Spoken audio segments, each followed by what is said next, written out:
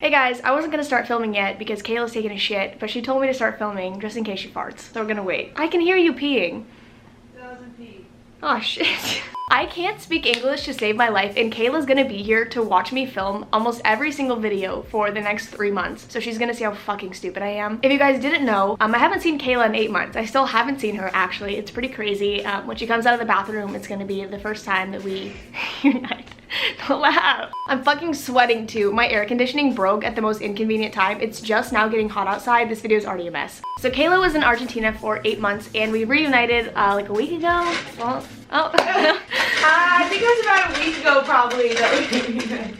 Anyways, I flew out to Florida. It's focus. I flew out to Florida and we actually ended up going to Universal Studios. Yes. And then I got this shirt, which, okay, this makes no sense because we went to Universal and this is like a Disneyland shirt, but it says #1 dad because I am. But now Kayla is here in Texas and she's gonna be here for the next 3 months. So yeah, she's probably gonna be in like every single video, or at least in the background of every single video, because whenever I film with another person in the room, I just talk to them because I feel like, I'm talking to you guys right now, but when there's actually somebody watching, it's really hard not to be like, hey, actually my mom called, I have to go home. Oh shit, okay, well I'm gonna fucking kill you on camera and then you'll have no video, so. And you'll go to jail. But anyways, I found this thing on Reddit earlier and I don't know, you're not allowed to make fun of me. I said it a lot. You're making fun of yourself, so I figured. Yeah, when I'm by myself though, I can ignore it. But like when there's somebody else watching, it's hard to ignore when you're like, exit it. They're watching. I didn't even laugh at it, you laughed. Anyways, I go on Reddit all the time and you guys know I love the scary stories on Reddit. But I found a section today, or like a subreddit, that's full of people's scary, okay, obviously scary stories. It's full of scary encounters that people have had, like real encounters people have had with other people, if that makes sense. That makes sense. But I read one to Kayla earlier and I was like, holy shit. Like it was the very first one I read, and so I kind of want to read you guys a couple of them. I know this is like literally the same thing that I always do, just reading Reddit shit, but this is a little bit different. It's a different subreddit. I'm sweating my ass off right now. I already see my air conditioning broke. I'm pretty sure I said that, but I'd like to reiterate that my air conditioning broke and it's so hot. It is so hot in here. I'm so lazy that reading is a difficult task. Oh fuck, I hate that you guys can never see his face. Beautiful. That's just really creepy actually. I'm pretty sure a lot of you commented on my last video and you were like, what the fuck? Get the thing out of there, like it was scaring you guys. Something with its eyes. Sometimes I get nervous that there are cameras in the eyes. So let's get started. I'll have all the stories linked down below and I'll have all of the authors linked down below as well. I'll have them on the screen too, just like I always do. Okay, I think I want to read you guys the one that we read earlier just because it was so weird. Okay, so the subreddit's called Let's Not Meet. I've been lurking for a while and finally decided to share my own story. I used to walk home from school with my friends rather than actually ride the bus, as my house isn't that far from school and it's nice to be out in the sun and just chat with your friends. But despite this event, I still walk. This happened about a year ago in 8th grade. Okay, 8th grade, that's actually terrifying because I didn't read that part before. I just kind of skimmed it, so this is even scarier considering their age, so get ready. I was walking home with 3 friends, for now known as John, Tim, and Bob.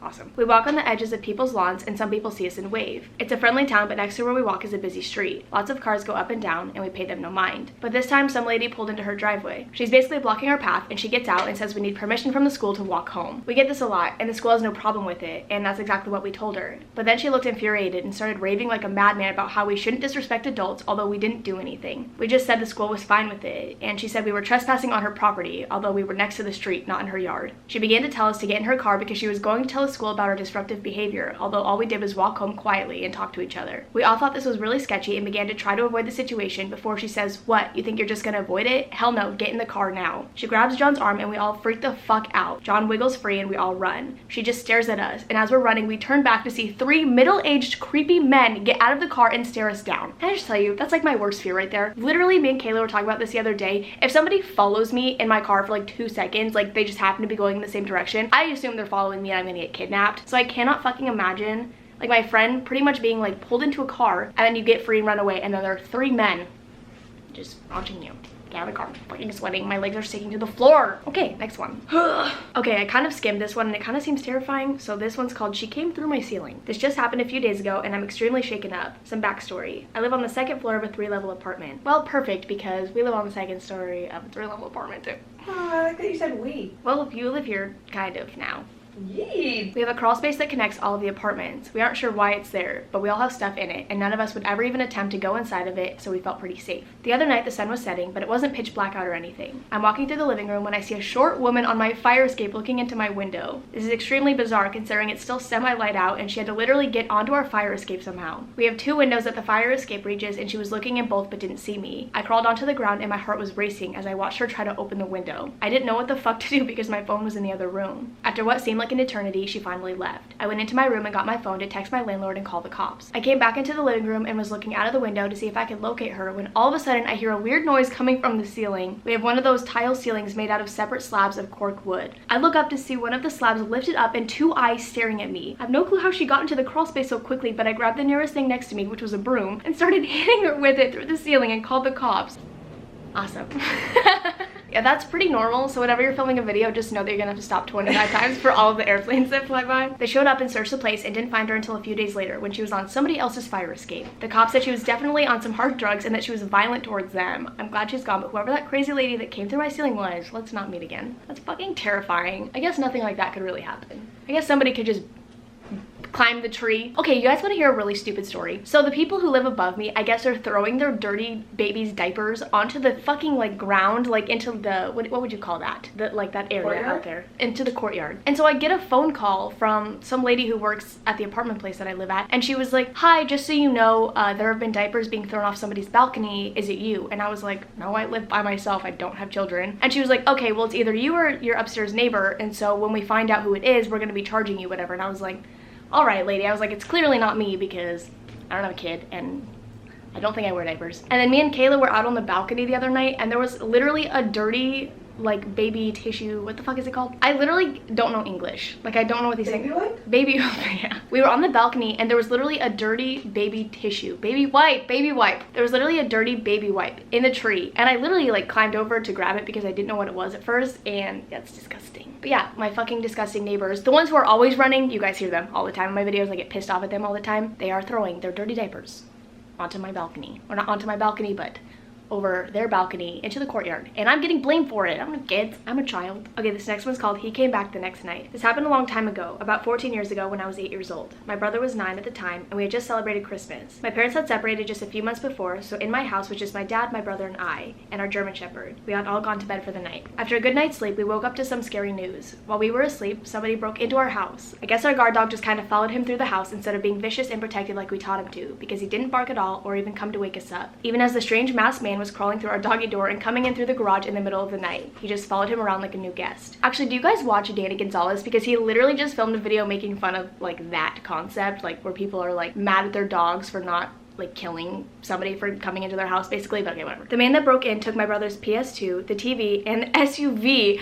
Oh my god, he took the whole fucking car. And as kids, those were some big losses. Like, wait, yeah, the car is a very big loss. But none of it was as concerning as the fact that he also took the house keys. There are some discrepancies on whether or not my dad tried hard enough to get the locks changed, but in one day, it's really challenging to get somebody who is able to replace locks on 200-pound doors. It was one of those Medeco high-security locks, and despite his efforts, I guess he couldn't get them replaced in one day. None of this really seemed too important to us kids because he said he'd keep us safe. He was prepared. Night comes and we're still very shaken up, so we get in our dad's bed and I'm about to fall asleep when the alarm goes off. Not the alarm that gives you the warning ring like when you open the front door when you get home. It was the alarm that goes off on a window or door that should never be opened unless the alarm was off. My dad shot out of bed, grabbed his revolver, and ran downstairs. I panicked. I looked at my brother who was frozen in place, and my first instinct was to throw the covers over me. I was terrified. How is this happening again? Why did he come back? Didn't he get enough the first time? I hear the phone ring, but I can't move, and it keeps ringing. It feels like it's been ringing nonstop for 5 minutes. My brother asks me to get it because in my memory, my dad had asked me to make the call to 911 or pick up the phone if somebody called, but I couldn't move. My brother picked up the phone and it's the alarm company. He says, I think we're being robbed, and he hangs up. Downstairs, we hear a loud shot and then another one. We weren't allowed to leave the room. Was my dad just shot? Was he shot twice, or did he shoot the guy once and then get shot? Another shot, then another, and then silence. Okay, this is fucking terrifying. I later learned what happened. My dad came downstairs to find that the kitchen door was open. He had used the keys to come through the back, and that's what set the alarm off. He made his way through the kitchen to the family room where he saw a computer and was trying to pull it off the wall. My dad saw the dark room and a shadowed figure and fired. He was wearing all dark colors, a mask and a skull cap. My dad was in his tighty whities.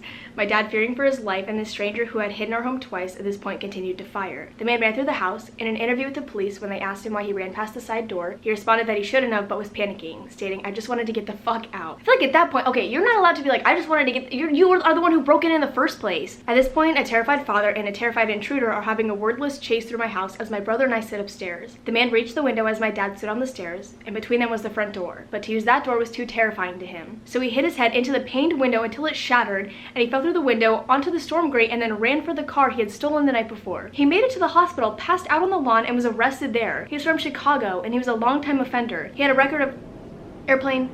Oh, hey Siri, fuck you. He had a record of 34 break-ins in 7 different states. He was just recently paroled, and the first thing he wanted was to hit a house so that he could get some money for crack. The hollow point bullet that hit him left his arm non-functional. I feel bad for the guy for the stuff he's gone through to get to this point, but for my sake, let's never meet again. Why would you feel bad? He literally broke into your house and stole all of your shit. Why would you feel bad? Okay, this one's kind of long, so it's the last one I'm gonna read. This one's called, I thought my boyfriend got home from work, but it wasn't my boyfriend. My boyfriend, who I live with, works as a teacher in a town about 15 minutes away by train. He gets home more or less at the same time every day, give or take an hour or so. I, on the other hand, work from home. In late January of this year, we'd gotten into a pretty big fight about something stupid. I can't even remember what it was about now, but it was one of those fights where we didn't speak to each other, text, call, or anything the whole next day. So this afternoon, I was lying in bed getting work done. It was a Tuesday, and I was pretty sure his last class finished at 1 p.m. on Tuesdays, meaning he'd surely be home by 2:30. But around 1 p.m., I heard the front door open and shut. I thought, I guess he's home an hour early today. It was normal for him to skip his last class every once in a while, so I didn't really think anything of it. In fact, I was mostly mentally preparing for the awkward post-fight, hey, how's it going conversation. So I continued to lie in bed and do my work and wait for him to come in and change his clothes. The bedroom door was closed and I had earplugs sort of half in, as I usually do when I'm working, but I could hear heavy footsteps of him walking around the apartment as he always does. If we hadn't been mid-fight and I wasn't so preoccupied with the awkwardness of it all, I might have noticed it was strange how slow the footsteps were or how long he spent walking around the living room. But I was caught up in the dramatics of the fight and didn't think about it. I was just lying there, waiting for him to finally come in. Finally, the bedroom door slowly opened just a few inches. I turned my head towards the door, prepared to give him a sort of awkward, we've been fighting for more than 24 hours smile. But the door didn't move more than a few inches. I looked and saw that it was a woman's hand with red nail polish on the doorknob. Whoever was there slowly closed the door just as they had opened it, without entering the room. I jumped out of bed, ripped out my earplugs, and sort of froze there for a few seconds while thinking rapidly. My first thought,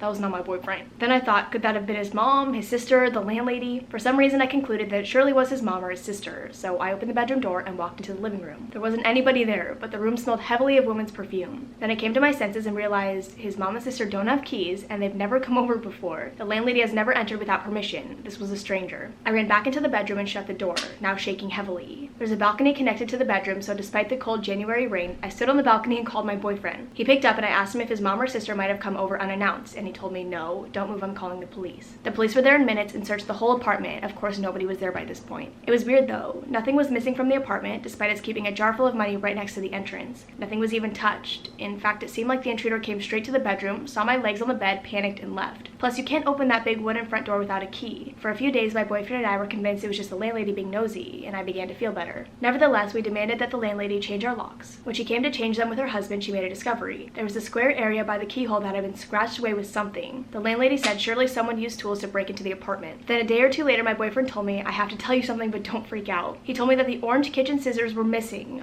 I obviously freaked out. I tore the apartment apart looking for the scissors. It's been 6 months and those scissors are gone. So this whole thing is just creepy and weird. A stranger breaks into a nice apartment, doesn't touch anything or take anything valuable, not even the money jar sitting right next to the front door, but takes scissors from the kitchen, goes straight into the bedroom, sees somebody, and immediately leaves. I hope I never meet the person who opened the door that day. Okay, that's terrifying. I hate reading stories about apartments because I live in an apartment. Sorry if this video is a little bit shorter. I know most of my videos have been like reaching 20 minutes, so if this is a little bit shorter, whatever. I'm also probably only gonna upload twice this weekend just because Kayla just got here and that's pretty much my only excuse other than I'm lazy as shit. But I hope you guys enjoyed this video. Let me know if you guys want to hear more of these. I was actually looking at some of the top stories and they all seem really interesting. So let me know again if you guys want to see this. But anyways, I will see you guys in the next one. I literally am sweating my ass off right now. I don't even want to get my face close to the camera because you guys are gonna see it all. Bye. Oh my god. My ass is wet. Want to touch it? Gross. Listen, Kayla. All right. Well. Oh. Hey, y'all. Just the best friends back together. Oh. The best friends back. Can you move? Where would you like the me best friends back together again. See ya.